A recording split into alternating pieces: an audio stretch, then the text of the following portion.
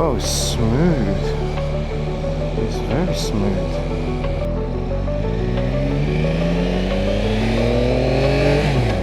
Very few vibrations.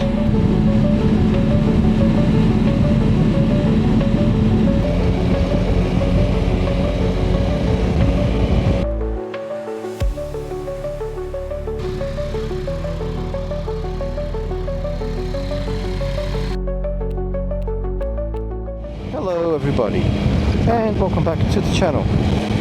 So today I am taking this Yamaha Tracer 9 for a little test ride from Woodford Motorcycles. So I've taken it out, I've been on the motorway, I've been on some twisties, I'm going to take it on some more twisties. Hope the camera doesn't fall off. That one. This is a very nice road for a little blast. Sharp, short and sharp.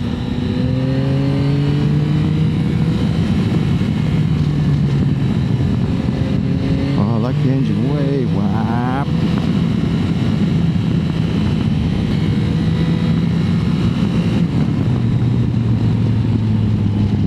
Just picking up after this corner. Oh, nice, yes. Yamaha's triple engine. I've heard a lot about it, I've never tried it before. I'm liking what I'm getting so far. Woo! Yeah, boy.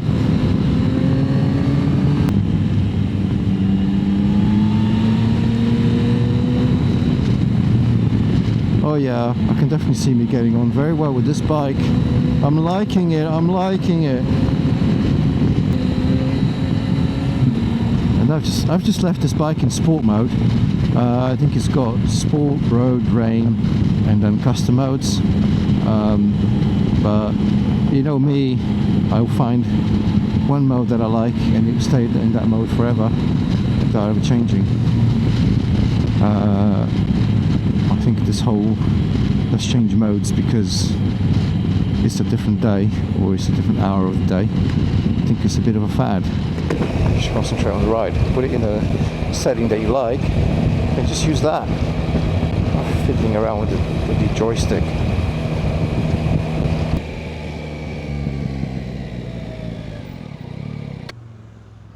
So yeah, here she is, the Yamaha Tracer 9 GT that I'm taking out on a little test ride from Woodford Motorcycles. Liking it so far. I'm not particularly bothered by the whole keyless experience, but it does have keyless. So long as you have the key in your pocket, you can pretty much turn the bike on. So in terms of the dash, you turn it on, and then you can use the little joystick here to kind of select windscreen, and you can adjust the windscreen just with the joystick like that, fully electric. How's that? In this mode on the motorway, it's really comfortable, stops all the wind from coming in, and down here for sport riding. Then you can choose as well, I don't know what app is, no music, info, don't care, theme. So on theme you can then select different themes where the way the dash looks. With this one the rev counters around the outside. I quite like this one because I like to have a really good idea what the rev count is doing. And then got settings. I haven't played around with any of that, leave it there. How do I get out? Okay, press that button and it comes out. Mode, you can have it in sport mode, street mode, rain mode, custom 1, custom 2, and I think it affects let's put it in road mode, street mode now, because I've been doing the sport riding. Now I'm going to go on the street back to Woodford, and according to Peter at Woodford Motorcycles, this affects the suspension as well. So it's been on quite firm suspension, A1. Now it's going to go into A2. I haven't got time to play around with all the settings. I don't really care because, as I said, if I was to buy one, then I'd get all the settings the way I like and leave it there. As you can see, it has the electronic thingamybobs for the suspension, and this is the keyless thing. And start it.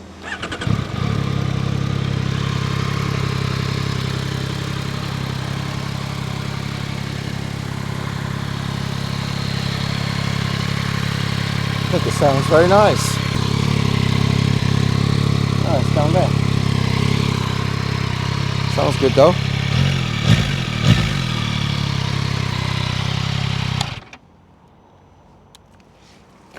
So let's get back on the bike, ride it back to the dealership. How do you think it looks? I think it looks good. This one's got the radar as well. Is that the radar? What's it come with? Bridgestone Battle X T32s. Okay, touring tyres. The indicators, as Peter said, it's soft touch. It just does 1, 2, 3 for lane change. Hard press and it stays on. Auto cancels after 15 seconds or something, or hard press again. On the same side to cancel it. Something else to get used to.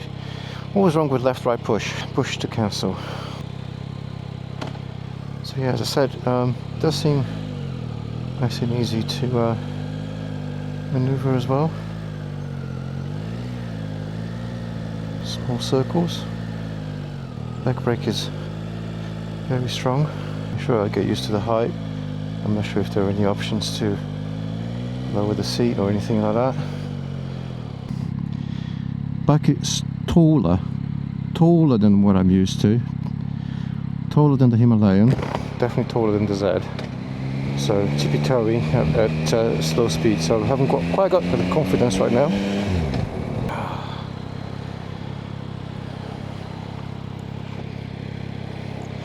So let's see what the manners are like through town here. We're going to go through Woodford. Oh god, it's warm. And so far, not much heat from the bike.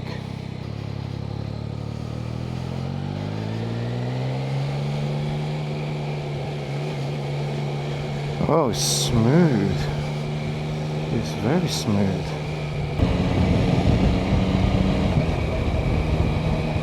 Yeah, the quick shifter seems to work in most speeds with no issues. But yeah, here we go. Quick shifter, nice and easy. As long as you got the throttle open when you're shifting up and the throttle closed when you're shifting down. I think if I remember correctly, Suzuki are the only ones that do a system where you can have the throttle open and shift down. Everything seems to be in the right in the right place. Ergonomics are really good. Gear lever, brake, pedal seem to be in the right place. The brake seems to be span adjustable. The clutch not so. Or maybe it is. Maybe that little knob at the back does that. I don't know. But you can move back on the seat. You can move forward on the seat. So you've got room to maneuver. Stretch the legs. You can stand up if you want. So all seems very nicely set up, as you'd expect from Yamaha. They are very good manufacturer, making solid bikes for ages. So I think they know what they're doing.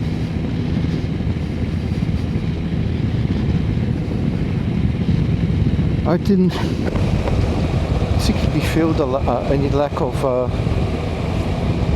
power or fun in the little twisties that I did. Somebody said that I might be going from the Kawasaki's at 1000SX. I might be a bit disappointed with the lack of power. I'm not so sure.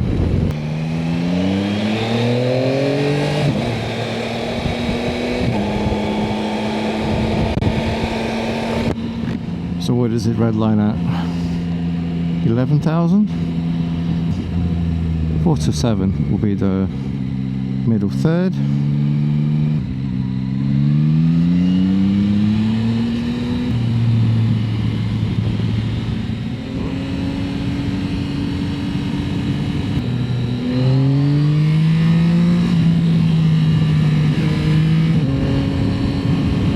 Let's put the screen down. All the way down. Is that it? That's how far it goes? Now we get a bit of ventilation. With the screen up, it's very effective at keeping everything off your face. I am in sport mode, so the suspension's firm, which is good. I like it. I'm not complaining. Let's take it on some twisties now.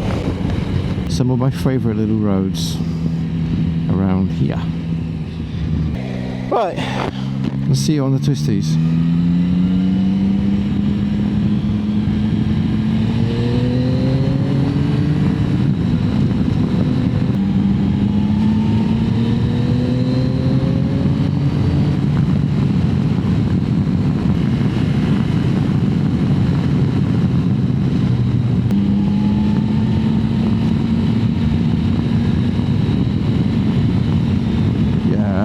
Yeah, good. Nice around the corners. So I can ride it like a scooter, just leave it in third, do everything.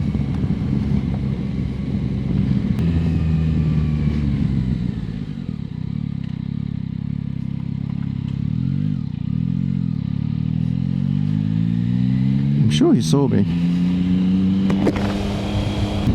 Okay, emergency brake. Oh, yeah, alright. Yes, let the tyre squeak a little bit.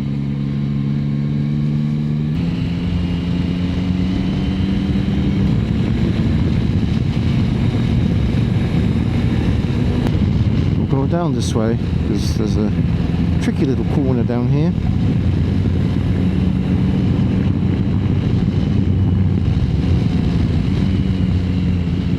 Down into second, using the downshifter.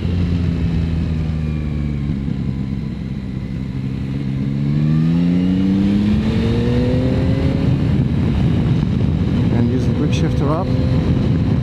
Good.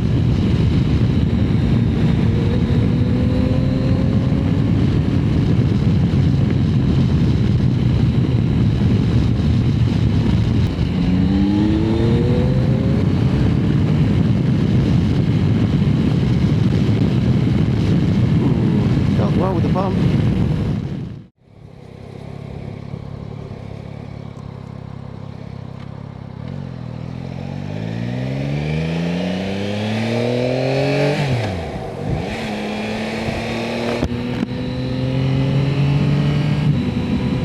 The screen is really good. I feel very comfortable here. Almost no wind whatsoever. Here we go. We're in 6th gear. 3,500 RPM, 50 mile an hour. We hit the national speed limit sign. Yeah, that's not bad. That's not bad at all. Mirrors are okay. They seem to be surviving okay at this speed. 4,000 RPM-ish at 70 miles per hour. Position, hands nice and comfortable, so it's not too high. Yeah, all the turbulence is right above my head at this point. I'm liking it so far. The seat feels firm. And everything seems to work very well. It does go around the corners nicely. Handles very well. Got a nice high riding position here. I'm leaving the screen low because in town you do want a little bit of ventilation. The screen is very turbulence when it's in the up position. There's like no turbulence whatsoever on the face and helmet area.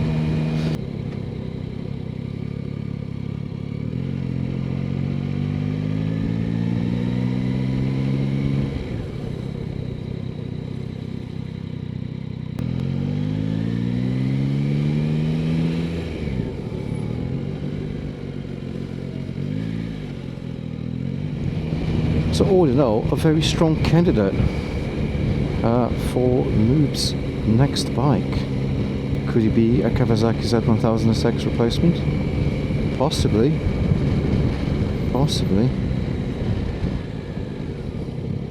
Very good impressions from this bike. Do you own one? Have you test ridden one? Do you have any experience with it? Let me know what you think about this bike in the comments down below. I love to hear kind of your thoughts and your questions on it. But in terms of what I would look for in a test ride, this has been a revelation. Should have done this ages ago. Got a few other bikes I want to try out. Maybe you have your suggestions as well. What you think might pique my interest. Bike-wise, as a Z1000SX replacement. I'm thinking Guzzi Stelvio, possibly Ducati Multistrada V2, something along that category. Tiger Sport 800. Somebody says to go for the Tiger 1200 GT Pro, but I don't really like that kind of adventure look.